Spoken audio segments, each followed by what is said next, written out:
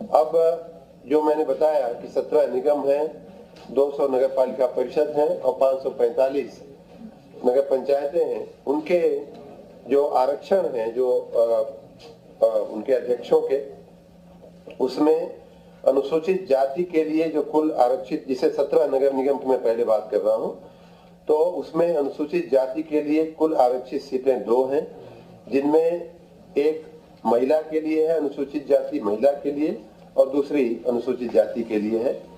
उसी प्रकार पिछड़ा वर्ग के लिए कुल आरक्षित सीटें 4 हैं, जिनमें पिछड़ा वर्ग महिला की 2 और पिछड़ा वर्ग पुरुष की या अन्य की 2।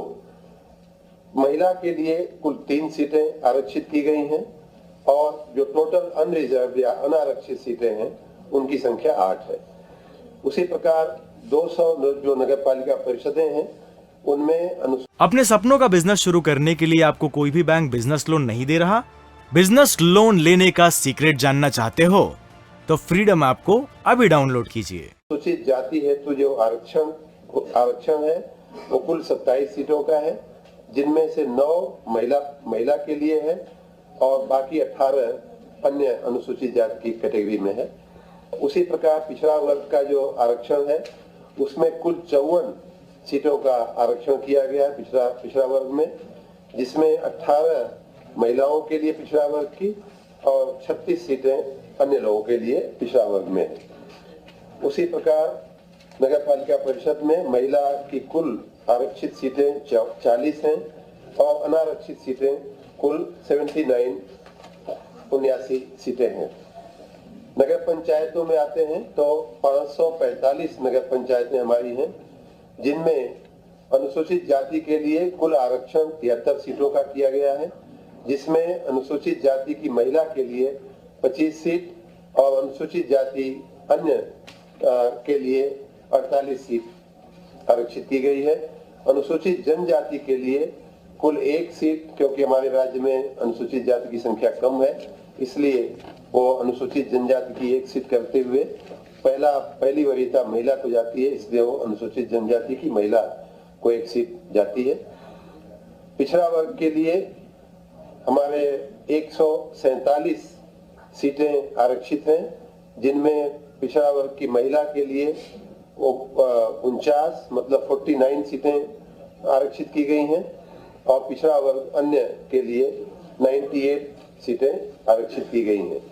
पंचायतों में, नगर पंचायतों में महिलाओं की कुल सीट 107 आरक्षित है और नगर पंचायतों में जो टोटल अनरिजर्व या अनारक्षित जो कुल सीटें हैं वो 217 हैं।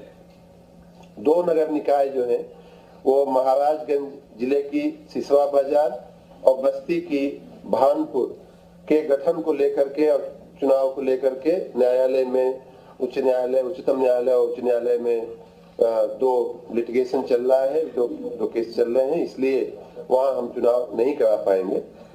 वर्तमान में 762 हमने बताया कुल नगर निकाय, उनमें 13,965 वार्ड या कक्ष हैं, जिनमें जैसा मैंने बताया कि पिछले दिनों जो वार्ड हमने डिक्लेयर किए आरक्षण के, उनमें उनका भी इसमें समावेश हो जाता है।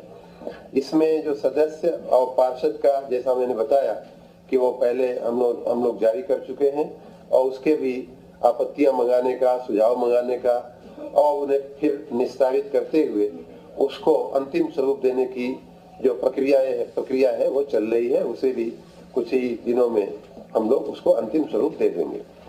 जो वर्तमान में जिसमें आपको आज ज्यादा इंटरेस्ट है, उसमें 762 नगरीय निकायों में से, जैसा मैंने कहा, 760 में निर्वाचन के दृष्टि से हम अध्यक्ष और महापौर के पदों का आरक्षण उपरोक्त जो हमने बताया उस हिसाब से हम लोग अभी आपके सामने रखेंगे।